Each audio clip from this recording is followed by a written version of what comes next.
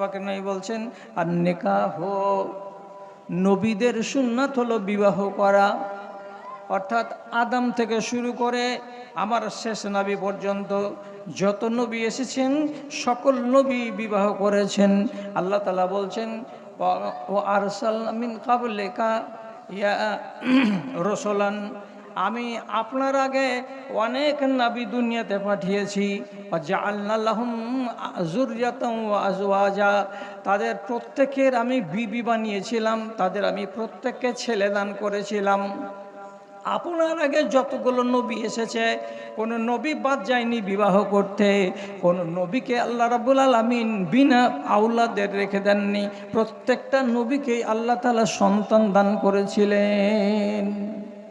শুধু দুটো নবীকে বাদ, যে হজরতে ইয়াহিয়া আলাইহিস সালাতু ওয়াস সালাম জীবনে বিবাহ করেননি এবং হজরতে ঈসা আলাইহিস সালাতু ওয়াস সালাম বিবাহ করেননি। হজরতে ইয়াহিয়া আলাইহিস সালাতু ওয়াস সালামের কেন বিবাহ করেননি তার ব্যাপারে অনেকগুলো কথা আছে। একটাই মার্জিত কথা বলছি, মার্জিত কথা, মানে আম্বিয়াদের সম্বন্ধে বেশি কথা বলা আমার আর আপনার পক্ষে উচিত নয়। মার্জিত কথাটা হলো এই, হজরতে ইয়াহিয়া আলাইহিস সালাতু ওয়াস সালামের নারীদের প্রতি কোনো আগ্রহ ছিল না, উনি বিবাহ করেননি। আর হজরতে ঈসা আলাইহিস সালাতু ওয়াস সালাম 30 বছরের নবী হয়েছেন, 33 বছরে তাকে আসমানে উঠিয়ে নেওয়া হয়েছে।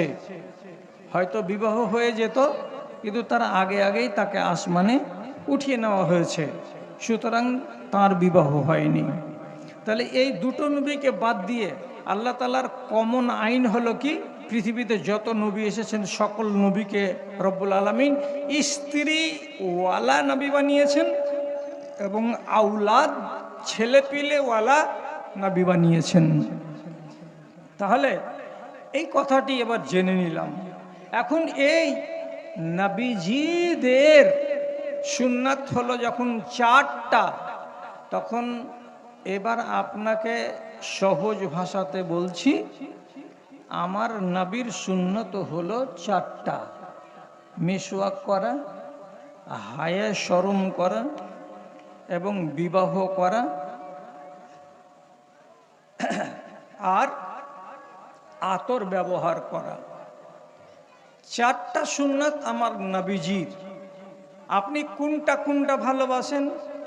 আশা করি এই মজলিসে যতটি লোক আছেন আপনারা সবাই বলবেন যে আমরা ভালোবাসি 4টাই। আতর সবাই ব্যবহার করেন, মিসওয়াক সবাই করেন, কেউ ব্রাশ করেন কেউ মিসওয়াক করেন, দুটো একই জিনিস। বিবাহ আমরা সবাই বিবাহিত, যারা বড় হয়েছি তারা সবাই বিবাহ করেছি। আর যে একটা গোড়াতে ছিল সেটা হলো কি আল হায়া। এবার ডাক দিয়ে কি বলতে পারবো যে আমরা সবাই হায়াশীল, আমরা সবাই লজ্জাশীল? 4টা জিনিসের ভেতরে আজ আপনার সামনে দুটো পয়েন্টেরই আলোচনা করছি। একটা হলো হায়া আর একটা হলো নিকাহ। মিসওয়াক নিয়ে আলোচনা করব না আর আতর নিয়ে আলোচনা করব না। তার আগে বলে দিচ্ছি, কথাগুলোকে আপনি উড়িয়ে উড়িয়ে দিয়েন না, খেলো খেলো করবেন না। কেন যে আমার বয়স অনেক হয়েছে এবং বয়স হয়ে যেতে গেলে মানুষের জ্ঞান বুদ্ধিগুলো অভিজ্ঞতাগুলো একটু পাকাপোক্ত হয়ে যায়। যা বলছি আপনাকে সেটা কিন্তু খুব শক্তি দিয়ে আর খুব সাহসের সঙ্গে বলছি, যে আপনাকে আমি জাল কথা বলছি না, আমি একেবারে সহি কথা বলছি। সেটা হলো এই, রাসূলুল্লাহ বলছেন মান আহাব্বা সুন্নতি ফাকাদ আহাব্বানি, যে লোকটা আমার সুন্নাতকে ভালোবাসে সে লোকটা আমাকে ভালোবাসে। কত মিষ্টি কথা এটা! যে লোকটা আমার সুন্নাতকে ভালোবাসে সেই লোকটা যেন আমাকে ভালোবাসে। তাহলে আমি নবীজির ভালোবাসা আদায় করে নিতে কতটা সক্ষম আর কতটা অক্ষম আমার নিজের জ্ঞান বলবে, আমার নিজের বিবেক বলবে। আমি আপনার পোস্টমর্টম করতে পারবো না। তবে খুশির খবর হলো এটাই, রাসূলুল্লাহ বলছেন আল মারউ মা মান আহাব্বাহু, একটা মানুষ কিয়ামতের দিন তারই সাথে হাসরের ময়দানে উঠবে এবং তারই সাথে আল্লাহর জান্নাতে থাকবে। যেই লোকটাকে সে মন থেকে পছন্দ করে, সে যে লোকটাকে সে অন্তর দিয়ে ভালোবাসে, সেই লোকটার সাথে তার হাসরের ময়দানে খাড়ো হওয়ার সময় হবে, মিলবে। আর সেই লোকটা যদি ভালো মানুষ হয়ে থাকে আর ভালো মানুষকে পছন্দ করে থাকে, তাহলে তারই সাথে হাসরের ময়দানে জান্নাতে যাওয়ার কালে জান্নাতে তার ঠাঁই করা হবে। আপনি বলুন এইবার, আপনি কার সাথে হাসরের ময়দানে উঠতে চান? আপনার কাছে ফয়সালা। জান্নাতে থাকবেন তো সেই দিন আপনার প্রতিবেশী, আপনার আশেপাশে কে থাকলে আপনাকে ভালো লাগবে, এ ফয়সালা আপনার। আমি যদি বলি যে যেই জান্নাতটাতে আল্লাহ পাকের রাসূল আছেন সেই জান্নাতটাতে আমিও থাকব, তো তাহলে এই কথাটাকে বুনিয়াদ করে আপনাকে জোর গলায় বলছি, রাসূলুল্লাহর সুন্নাতগুলোকে ভালোবাসতে হবে।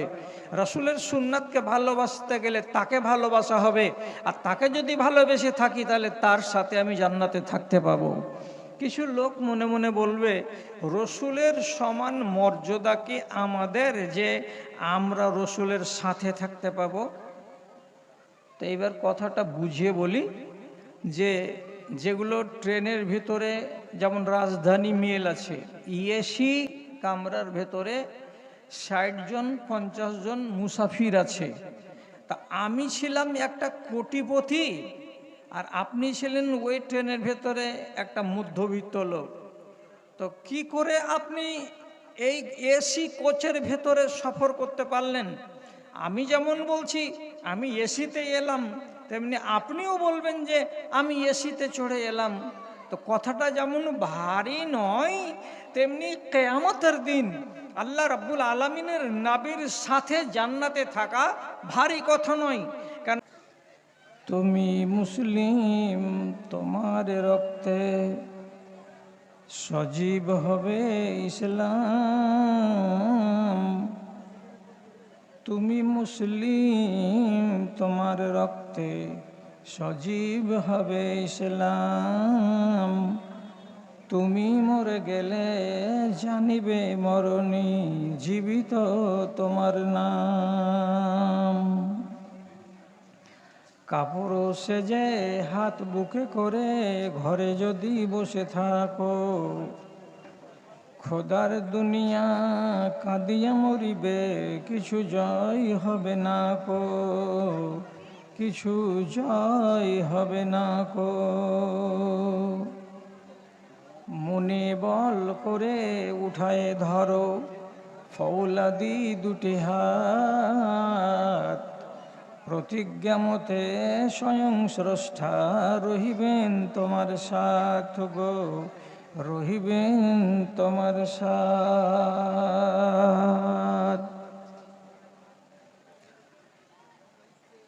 শ্রদ্ধেয় সভাপতি মণ্ডলী, মঞ্চে উপস্থিত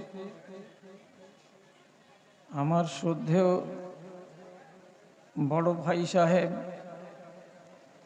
এবং অন্যান্য সুধীজন,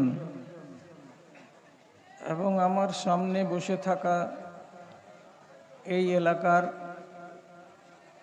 বিভিন্ন স্তরের দিনদরদি আমার বন্ধুগণ এবং ভাই সকল, সেই সাথে পুরুষদের মজলিস থেকে আলাদা এদিকে ওদিকে বসে থাকা এবং স্ক্রিনের সামনে বসে বসে এই দৃশ্যকে অবলোকন করা আমার আদরের মাতা ও ভগ্নীগণ, আল্লাহ তাআলার শুকরিয়া আদায় করছি যে অনেক দিনের ব্যবধানকে ঘুচিয়ে আবার আপনাদের এই বাজারের মানুষের মুখোমুখি হওয়ার সুযোগ পেয়েছি। সত্যি কথা বলতে, গ্রামের বেটি যেটা হয় সেটা, এই জন্য আমি আশেপাশে নিজেকে অতটা নিয়ে যাই না। যে সমস্ত জায়গায় আমাকে চেনে না, জানে না, এরকম দূর দূরাজ এলাকাতে আমি যাই। তো আমার মুখ থেকে যতগুলো শোনার, যতগুলো বলার, কিছু কিছু বলে শেষ করেই নিয়েছি, ধরে নিতে হবে। নতুন করে আপনাদেরকে শোনাবার মতো আমার কাছে কিছু নেই। তারপরেও যখন চোখের সামনে কিছু দুর্নীতি দেখতে পাই, তখন মনটাতে ব্যথা পাই, আর কিছু বলার জন্য মনটা আকুপাকু করে। তো আজ আপনাদের সামনে কিছু কথা রাখতে যাচ্ছি। তো এই কথাগুলোকে রাখার আগে আপনাকে কোরআন মাজিদের 2 জায়গা থেকে 2টি আয়াত টুকরো টুকরো করে পড়ে শোনালাম। তো দুটোই আয়াতকে নিয়ে আজকে আলোচনা করা সম্ভব হবে না, অল্প একটু টাচ করব, আর করে যেটুকু বলার ছিল আমার মূল, সেটুকু বলে শেষ করব ইনশাআল্লাহ। আল্লাহ তাআলা সূরা মায়েদাতে বলছেন, আল্লাহ কখনো ইচ্ছা করেন না যে তার এই সকল বান্দাদের উপরে তিনি কোনো কষ্ট চাপিয়ে দেন। এইরকম কোনো বিধিবিধান রব্বুল আলামিন দিতে চান না। অর্থাৎ এমন আল্লাহর কোনো হুকুম যেটা আমি মানতে গিয়ে আমার জানে কষ্ট হচ্ছে, আমি ব্যথা পাচ্ছি, আমার সহ্যের বাইরে হয়ে যাচ্ছে, এই রকম কোনো বিধান আল্লাহ তাআলা বলছেন আমি আমার বান্দাদেরকে দিই না। তারপরে আল্লাহ রাব্বুল আলামিন আর এক জায়গাতে বলছেন সূরা বাকারায়, যে সব সময় আল্লাহ রাব্বুল আলামিন চাইছেন আমাদের সহজ করে দিতে, সরল করে দিতে, যাতে তার কোনোটা বিধিবিধান আমাদের উপরে বোঝা হয়ে না দাঁড়াই, আমরা যেন ভারী মনে না করি। তাহলে আল্লাহ চাইছেন যে আমরা কোনো বিধিবিধানকে যেন ভারী মনে না করি বলে হালকা করে দেয়া। তাহলে আমার এটা অধিকার নেই যে আল্লাহ রাব্বুল আলামিনের কোনো বিধানকে আমার নিজের পক্ষ থেকে সেটাকে ভারী করে নেব, কষ্টকর করে নেব এবং সহ্যের বাইরে চলে যাবে, এই রকম করে আমরা নিজেরাই কানুন বানিয়ে নেব। এটা করা মোটেই উচিত হবে না। ভালো করে বুঝুন কথা। আল্লাহ রাব্বুল আলামিন বলছেন আমি তোমাদের উপরে রোজা ফরজ করলাম, রোজা রাখতেই হবে, রমজানের রোজা রাখতেই হবে। তো যদি এই কথাটাকে বলে আল্লাহ তাআলা রেখে দিতেন, তাহলে আমাদের বাড়িতে, গ্রামে, দেশে যেগুলো মানুষ 70 বছর বয়সের, যেগুলো মানুষ সুগারে আক্রান্ত, আবার যেগুলো মানুষ কিছুদিনের জন্য হয়তো বিশেষ কাজে বিদেশে গেছে, মুসাফির, এইরকম মানুষগুলোর জন্য ইসলামকে মানা কঠিন হয়ে যেত। 70 বছরের মানুষ রোজা রাখতে পারবে? বিদেশে চলে গেছি আমি, দিল্লি, মুম্বাই, গুজরাট, কোনো কাজের জন্য, স্থায়ী নয়, আমি বিশেষ কাজে গেছি, তাহলে ওইখানে আমি সাহারি কোথায় পাবো? আমাকে রাতের বেলায় জাগাবে কে? আমি কি করে খাবো? আমার খাবারটা আসবে কোনখান থেকে? ওই রাত্রি 4টার সময় কোনো হোটেল আমি পাবো কি পাবো না? তাহলে যদি আল্লাহ তাআলা প্লেনভাবে রেখে দিতেন, তুই মর আর বাঁচ, তোকে রোজা রাখতেই হবে, তাহলে পরে এইটা আমাদের জন্য জুলুমের কারণ হয়ে যেত। তখন আল্লাহ বলছেন আমার কোনোটা কানুন আমার বান্দাদের উপরে বোঝা যেন না হয়ে দাঁড়ায়, আমি এমন কাজটা করিনি, সুতরাং রব্বুল আলামিন ছাড় দিয়ে বলছেন ফামান কানা মিনকুম মারিজান, তোমাদের ভেতরে কোনো মানুষ যদি অসুস্থ থাকে, কোনো মানুষ যদি বয়স্ক থাকে, রোজা করতে না পারে, অথবা তোমাদের ভিতরে কোনো মানুষ যদি বিদেশে ভ্রমণ করে, তাহলে সেই মানুষটাকে ছাড় দেওয়া হলো ইদ্দাতুন মিন আইয়ামিন উখার, অন্য কোনো সুযোগে অন্য কোনো সময়ে যখন সুবিধা হবে তখন সেই রোজাটাকে সে কাজা করে নেবে। এই সুবিধা আল্লাহ রাব্বুল আলামিন দিলেন কার জন্য? যাদের সামর্থ্য নাই, যাদের ক্ষমতা নাই, তাদের জন্য আল্লাহ তাআলা এই জিনিসটাই করে দিলেন আমাদের জন্য সুযোগের। সুযোগটা যদি না দিতেন তাহলে এক শ্রেণীর লোক আল্লাহর দয়া থেকে বঞ্চিত হতো এবং তারা গুনাহগার হয়ে যেত। আল্লাহ তাআলা কোনো মানুষকে তার বিধানকে লঙ্ঘন করে দিবে আর তার ফলে সে গুনাহগার হবে, এত ভারী করে কোনো বিধান দুনিয়াতে নাজিল করেন নাই। ভালো করে চিনে রাখেন, জেনে রাখেন। একটা সহিহ হাদিস বলছি, হযরতে জাবের থেকে বর্ণিত। তিনি বলছেন, আমরা একদিন বিদেশের মাটিতে গেলাম। কেন গেলাম, কি জন্য গেলাম? তো সাহাবীদের দল, এরা বিদেশে যেতেন দুটো মেন উদ্দেশ্য নিয়ে।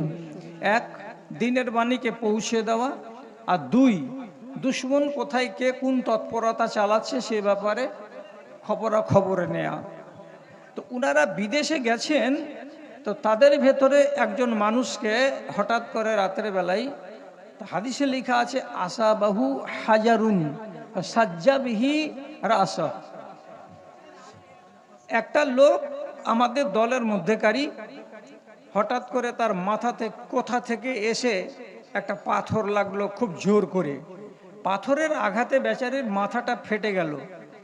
এবার মাথা ফাটা এমন আক্রান্ত মানুষটা যে রক্তে রক্তাক্ত হয়েছে, মাথাটাকে তার সেই যুগে যতটুকু সম্ভব ততটুকুই করা গেছিল, একটু বেঁধে বুধে রাখা আছে। রাত্রিবেলায় বেচারি আরাম করছে, বিশ্রাম করছে, কিন্তু কপালে আছে ব্যাড়, কপালে আছে পেঁচ। সেই রাত্রিতেই বেচারি পুরুষ মানুষের স্বপ্ন দোষ হয়ে গেল। স্বপ্ন দোষ হয়ে যেতে গেলে আল্লাহর বিধি নিয়ম হচ্ছে এইটাই যে আমাকে পবিত্র হতে হবে। সুতরাং একটা মাথায় ব্যান্ডেজওয়ালা লোক, এত বড় একটা ফাটা জায়গা, ঘা, আর এই মানুষটা যদি রাতের বেলায় স্নান করে তো নিশ্চয়ই কোনো বিপদ হয়ে যেতে পারে। তখন তিনি উপস্থিত সাহাবীদের ভিতরে কাউকে কাউকে জিজ্ঞেস করে বলছেন, হাল্লি মিন সাবিল এলা তায়াম্মুমে, আমি যদি তায়াম্মুম করে নিই, অর্থাৎ পবিত্র মাটিতে হাত মেরে যদি আমি কি করি, মুখ মুছে নিই, হাতগুলোকে মুছে নিই, তো তাহলে কি আমার এটা পবিত্রতা ধরা যাবে না? তো ওইখানে যারা ছিলেন বর্তমানে সাহাবী, তারা বললেন যে তুমি একটা বহল তবিয়তের মানুষ, আর তোমার মাথাটা ফেটেছে, তার জন্য তুমি কি করবে, তায়াম্মুম করে নিবে, নিয়ে তুমি মনে মনে বলবে যে আমি পবিত্র। এটা কখনো হতে পারে না। সুতরাং তোমাকে গোসল করেই পবিত্র হতে হবে। এবার তিনি সেই রাতের বেলাতেই হুকুম পালন করতে হবে আল্লাহর বলে মাথাতে পানি ঢেলে উনি যখন স্নান করে নিলেন, সেই ফাটা জায়গাতে পানি ঢুকে গেল, কাঁচা পানি, আর গিয়ে তার অবস্থা শোচনীয় হলো, এমন পর্যন্ত কি বেচারি ইন্তেকাল করে গেল, ওখানেই তার দাফন কাফন হলো। সাহাবায়ে কেরাম বাড়ি ফিরে এলেন, ঘটনাটা শোনালেন। আল্লাহ পাকের রাসূল, আমাদের এই সাথীটা এই ঘটনা ঘটেছিল, এই ঘটনা ঘটলো, তারপরে এই হলো, তারপরে সে মারা গেল। রাসূলুল্লাহ যখন শুনলেন কথাটা, তো শোনার সাথে সাথেই তিনি বলছেন, ওয়াল্লাহে কাতালাকুমুল্লাহ কাতালতুমুহ, আল্লাহ তোমাদেরকে কঠিন শাস্তিতে ফেলে দেয়, আল্লাহ তাআলা তোমাদেরকে হত্যা করে দেয় কিংবা কতল করে দেয়। তোমরা কিসের জন্য ওই মানুষটাকে কতল করে দিয়েছ? ওই মানুষটার মরে যাওয়ার পিছনে তোমরাই দায়ী, ওকে কতল করার পিছনে তোমরাই দায়ী। আল্লাহ যেন তোমাদেরকে কতল করে দেয়, এর মানে আল্লাহ যেন তোমাদেরকে কঠিন সাজাই ফেলে দেয়। তো এরা তো চমকে গেল যে আল্লাহ কি কাজ করলাম, আমরা তো ভালো কথাই বলেছিলাম, মরে গেল বেচারি। তো রসুলুল্লাহ আবার আমাদেরকে বলছেন যে তোমরা মরে যাওনি কেন, যে তোমরা লোকটাকে মেরে ফেলে দিয়েছ। দিয়ে রসুলুল্লাহ বললেন, তোমাদের যখন জানা ছিল না, তখন মূর্খদের কাজ হলো কোনো কাজ করার আগে যারা জানে তাদের কাছ থেকে জেনে নেওয়া। তোমাদের ভেতরে যিনি বিদ্বান ছিলেন তার কাছ থেকে তোমাদের জেনে নেওয়াটা দরকার ছিল। না জেনে তুমি এত কড়া কেন করতে গেলে, এত কঠিন কেন করতে গেলে? এত কঠিন মশলা দেওয়ার কারণেই লোকটা মারা গেছে। ওকে যদি তায়াম্মুমের অনুমতি দেওয়া যেত তাহলে পরে হয়তো সেই লোকটার এই পরিণতি হতো না। আমি এটা কেন বললাম? আমি বললাম যে আপনি আল্লাহর কোনো বিধানে সুযোগ থাকা পর্যন্ত আপনি সুযোগটাকে গ্রহণ করুন। নিজে থেকে ওই বিধানের ভেতরে আপনি কোনো রকমের এমন নীতি অনুপ্রবেশ করবেন না যাতে অন্য লোকের মানতে কষ্ট হয়, আপনার মানতে কষ্ট হয়, আমার মানতে কষ্ট হয়। এটা করতে পাবেন না। এই কথাটাকে বুঝিয়ে দেওয়ার পর আপনারাকে যে কথার দিকে নিয়ে যাচ্ছি আমি আস্তে আস্তে, সেটার মূল বক্তব্য হলো আজকে তিরমিজি শরীফের একটা হাদিস। রাসূলুল্লাহ বলেছেন হাদিসটার ভেতরে, সুনানুল মুরসালিন আরবাআতুন, যত দুনিয়াতে নবী এসেছেন সমস্ত নবীদের সুন্নাত হলো চারটা। আদম থেকে নিয়ে ইব্রাহিম আলাইহিসসালাতু ওয়াসসালাম, ইব্রাহিম থেকে নিয়ে আমার নবী মুহাম্মদ সাল্লাল্লাহু আলাইহি সাল্লাম পর্যন্ত দুনিয়াতে যত নবী এসেছেন সকল নবীর সুন্নাত হলো চারখানা। কি কি চারখানা? নবীজি বলছেন, আল হায়াউ ওয়াত তাআত্তুরু ওয়াস সিওয়াকু ওয়ান নিকাহু। যত নবী ছিলেন সমস্ত নবী ছিলেন হায়াবাজ, হায়াশীল মানে লজ্জাশীল। এক, যত নবী দুনিয়াতে ছিলেন এসেছিলেন সবাই আতর ভালোবাসতেন। শুধু আমার নবী নয়, আদম থেকে নিয়ে আমার নবী পর্যন্ত সকল নবীর পছন্দের জিনিস ছিল আতর। এই আতরটাকে তারা সবাই ভালোবাসতেন। 3 নম্বরে নবীজি বলছেন আসসেওয়াকো, সমস্ত আম্বিয়াদের একটা সুন্নাত হলো মিসওয়াক করা। মিসওয়াক করা আদম যেমন ভালোবাসতেন, তেমনি ইব্রাহিম ভালোবাসতেন, তেমনি মুসাও ভালোবাসতেন, তেমনি ঈসাও ভালোবাসতেন। সারা পৃথিবীর নবীদের সুন্নাত হলো মিসওয়াক করা।